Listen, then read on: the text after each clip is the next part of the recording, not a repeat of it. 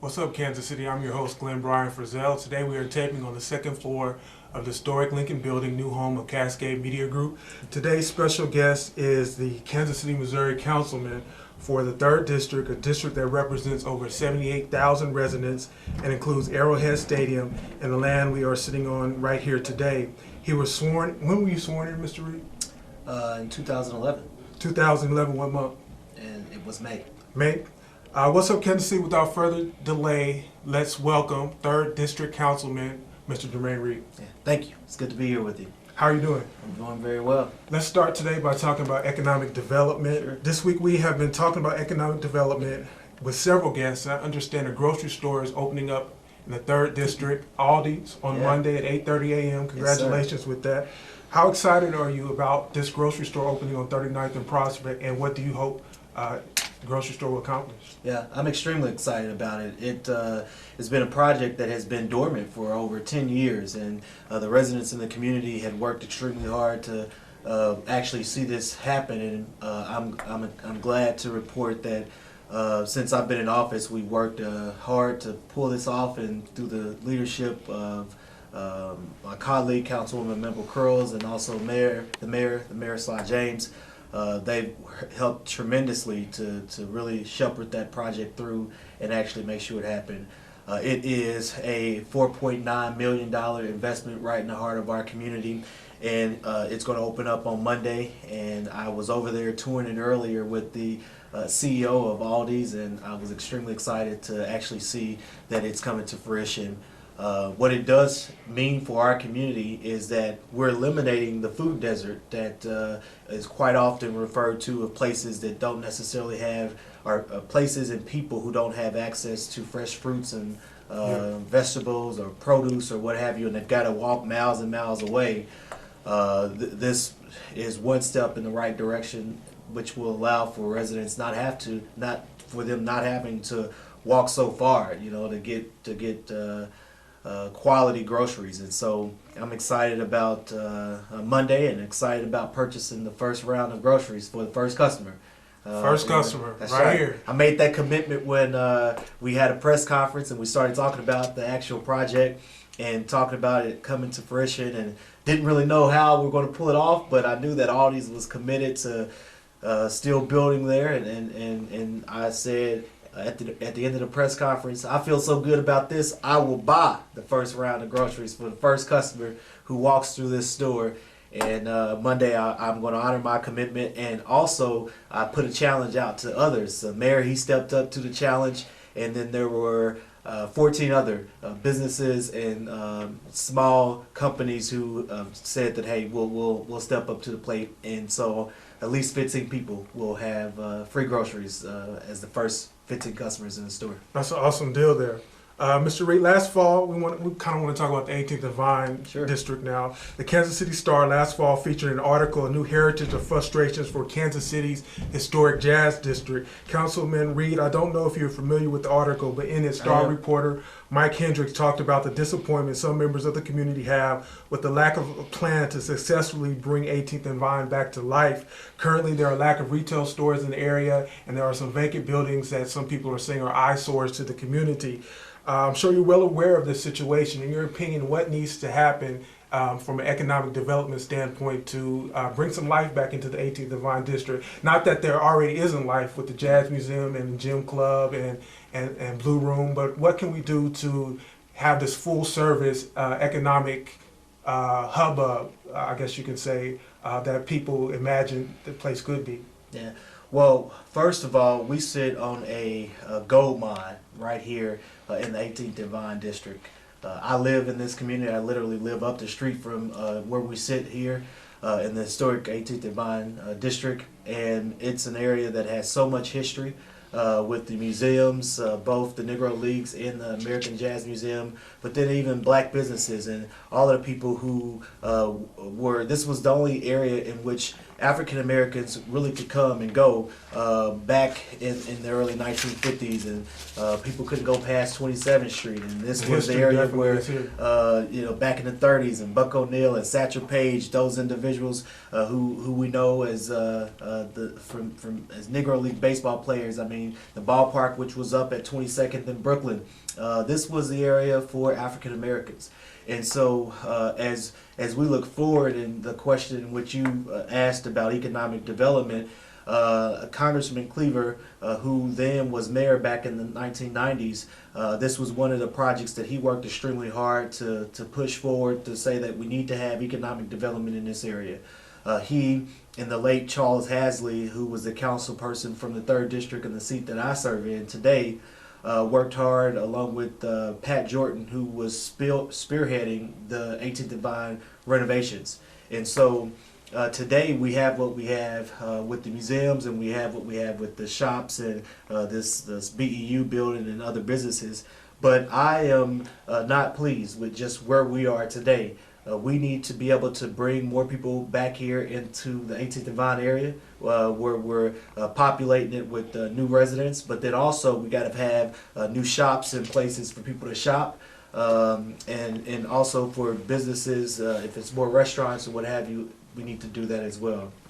There are a number of plans in place that I'm working on. I can't really talk about all of them because they're not very public just yet. However, there are some developers who are interested, and I'm proud to even say that they're African American developers who are interested in the 18th and Vine area in terms of how we renovate there, renovate some of the vacant buildings, but then also how we move this area forward and bring new life into the area.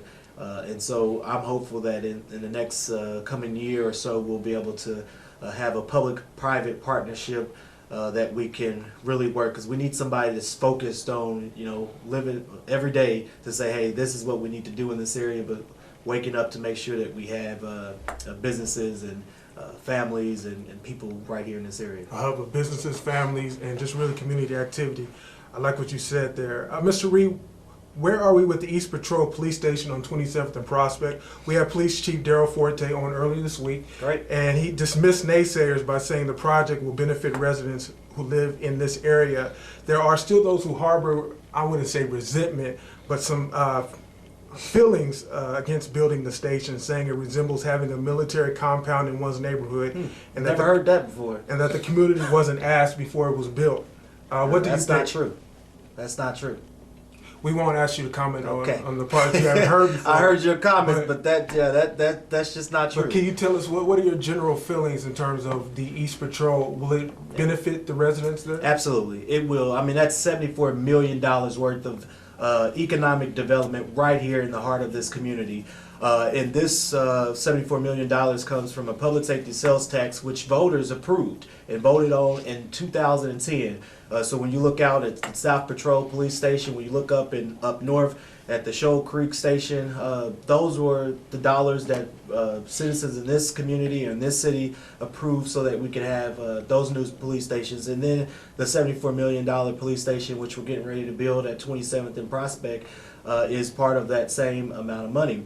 The reality of it is that when we started this conversation, East Patrol, which is now probably 20 or so years old, that's down on Van Brunt, on 27th and Van Brunt, we were looking at a way to actually change the urban landscape in this community. And so we were wanting to build in a location that could use some economic development, but then also one that we know could sort of change some of the negative stereotypes of a community. And there were 27 locations in which we looked through. We scored each of those locations. There were public hearings where we talked to citizens about the project. Really? We heard their feedback. There was an online town hall where we also heard from citizens, which was up for several weeks and I believe a couple of months actually, where we got feedback from residents. And so anywhere the police station where it was built, it probably would have been met with some controversy. However, I remain very confident that the decision in which we made to build the new police station at 27th and Prospect is the best decision that we could have made. And when I say we, I mean myself and the members of this city council, of course, but also the mayor, the police department, and working together, but then also the residents in the 27th and Prospect area. The residents who in those 4 blocks areas from 27 to 26, Prospect to Brooklyn, and over 60 residents who unfortunately had to be relocated because of the building of the new station. I know that they made an ultimate sacrifice for the betterment of their community, and when the station is built, we will see what the betterment of the community really means with the police station that's going to be open, and it will be user friendly with community rooms and community space, but then also officers will be able to interact and work with citizens as well. So I know it's sort of bittersweet, but change doesn't come easy. And I could probably go off on a whole nother story about how I remember being a kid growing up not too far. We kind of house to house a little bit. My mom's on Section 8. We were homeless. And so we moved a number of different areas. But we lived at one point on 27th and Mongol, right on the corner. And we would have to take that 27th Street bus.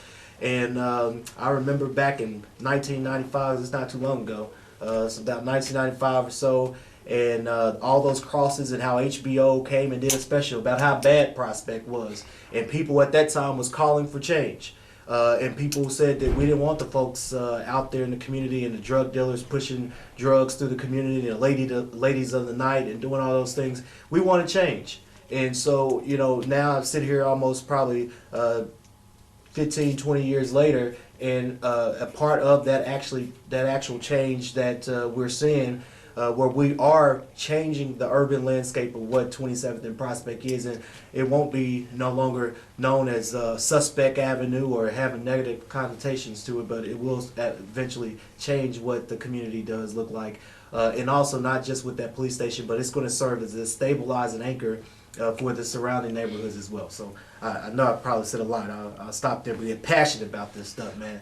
We look forward to seeing that passion in its reality and how it plays out. This past Tuesday, during his State of the Union address, Councilman Reed, President Obama declared a year of action in which he said he would work with lawmakers when he can, but sidestepped them to move proposals to help low and middle income families share in the economic recovery. According to an equity report conducted by Policy Link and released by Kansas City Star last October, we know that the Kansas City area must do a better job connecting people of color to jobs, housing, transportation, quality education, and training opportunities. Mr. Reed, how do we connect our low-income residences to the lifestyle services that President Obama and others are talking about? Well, I think a number of projects in which I've talked about already, from the East Patrol, the police station, to the Aldis, in which we talked about earlier, I think it is so important for people to have jobs. And I think the president is right to make sure that, yes, this is a year of action, but we've got to make sure that we get people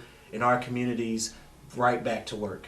I think kind of like you guys who are just small business owners, y'all have got a great idea or ideas, and that's part of the reason why you're in this building today, and so many other small businesses who are here in this building. One of the things the president said during his State of the Union address was that he wants to see more things that has that stamp that says "Made in America." I would go so far to say is that I would love to see that stamp say "Made in Kansas City, Missouri, USA." All right, now. And All right. You guys do that right here in the Lincoln Building. But being able to provide people with jobs and opportunities is what's so crucial to make sure that we reduce the number of people who are unemployed and who don't have job opportunities. And that's why with the over $150 million worth of investment, which is happening currently in the 3rd District, I want to continue working extremely hard to make sure that we're providing jobs to the people in our community right here in Kansas City. I've had many opportunities to meet at the White House with the president and his staff, And I go and I often tell the story about how Kansas Cityans are resilient and how they're continuing to do things to make sure that they're not just saying that I'm unemployed, but they're being small business owners and using their ideas to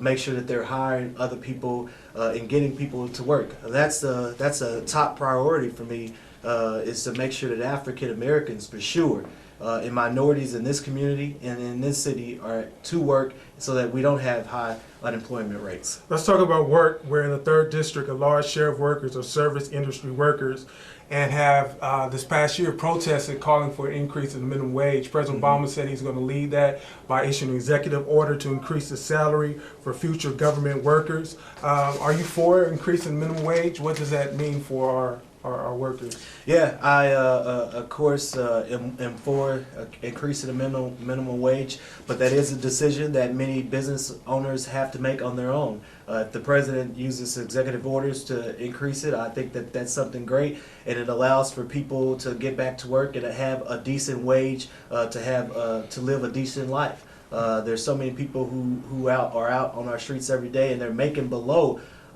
poverty lines, and they're living day to day, trying to make ends meet. And so if you have a decent wage and decent pay, you're able to live a better lifestyle, take care of your kids and take care of yourself and do the things that many families really enjoy. Councilman Reed, can you tell us a little bit about yourself? I understand you grew up in Kansas City. You lived with your mother.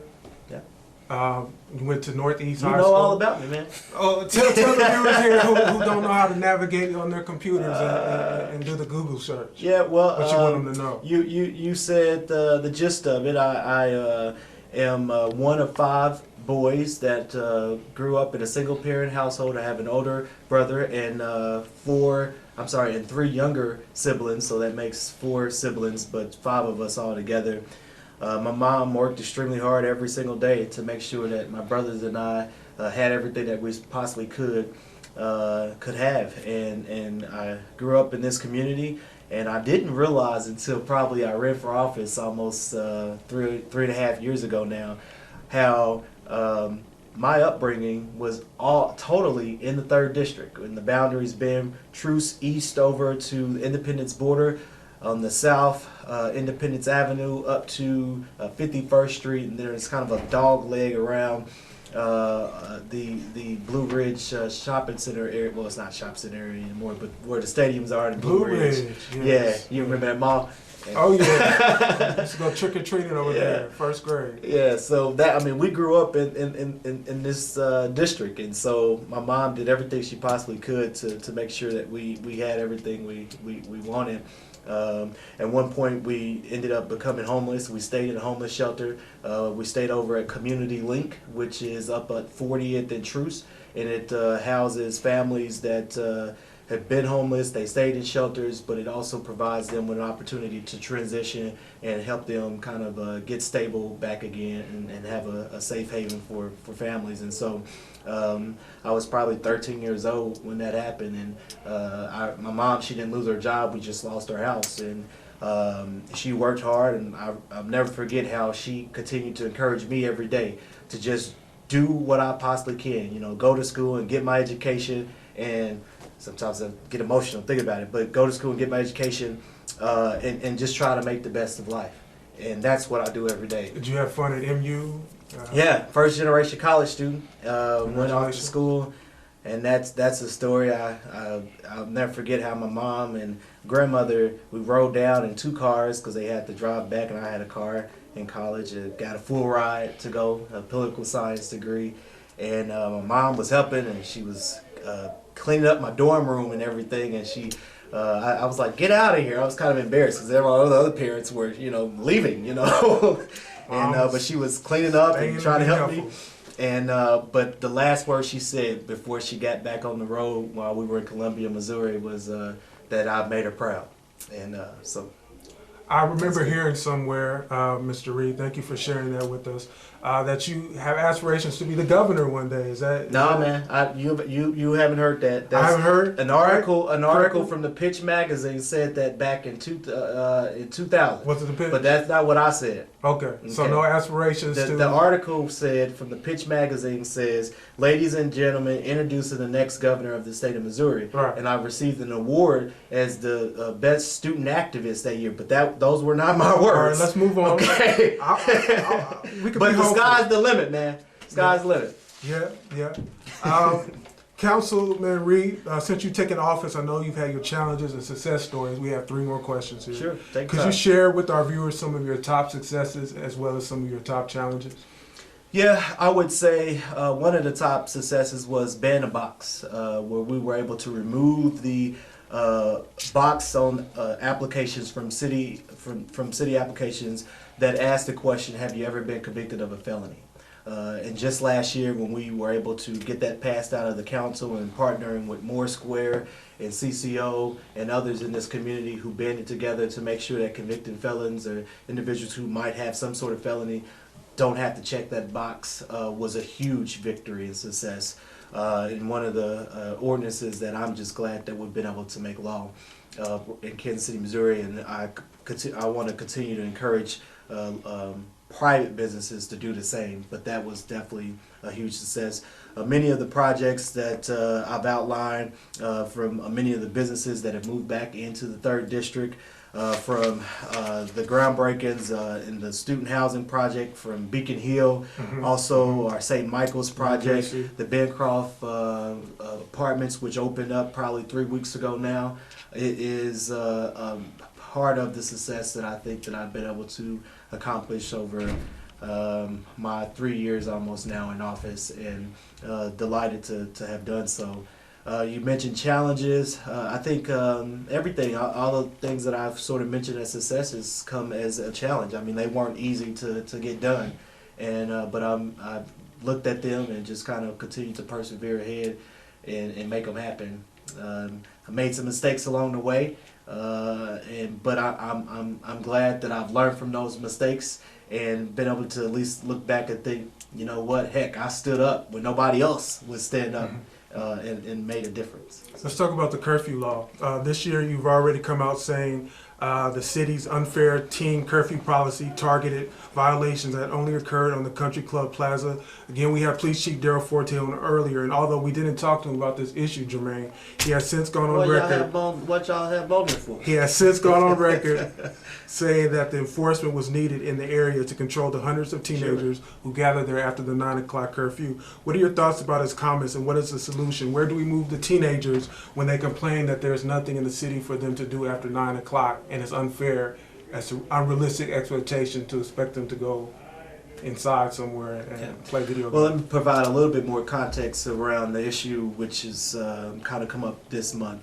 Is that according to the ordinance that we currently have on the books for curfew violations and citations, we're supposed to hear from the from the police department in the municipal courts every 6 months. And so January marks the 6th month for the semi report from the police department in our municipal courts about violators and their race and how it's all occurred. And so when this came up for this 6-month period, I was alarmed by the numbers that I saw, which 90% of those are African Americans and people who have been cited in 2013.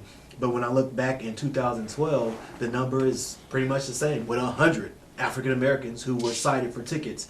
And the thing is that they weren't just cited for tickets, but they were only cited in the Country Club Plaza. However, there are 5 entertainment districts where we sit 18th and Vine, being one, the Power and Light area, Westport, Zona Rosa, and Country Club Plaza.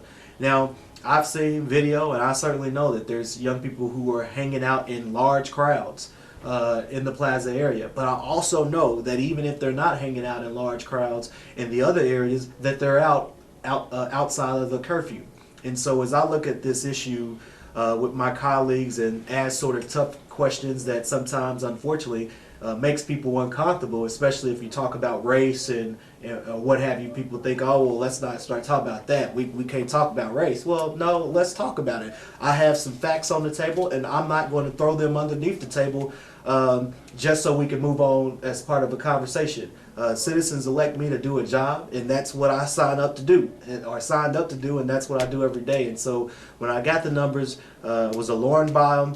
I certainly heard from the police chief just this past week about his explanation and telling a larger story of what the data actually shows and tells. And I understand what he's saying. However, I do think we still need some revisions, and I have some concerns that large numbers of African Americans, still are getting ticketed.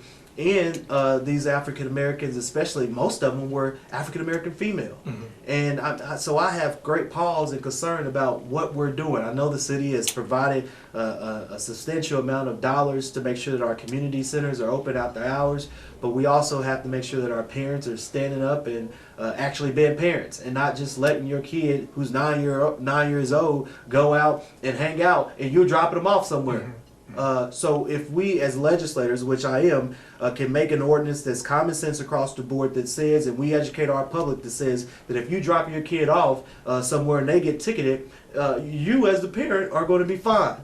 And we're going to make sure it's a substantial fine, because you as the parent should be responsible for your child.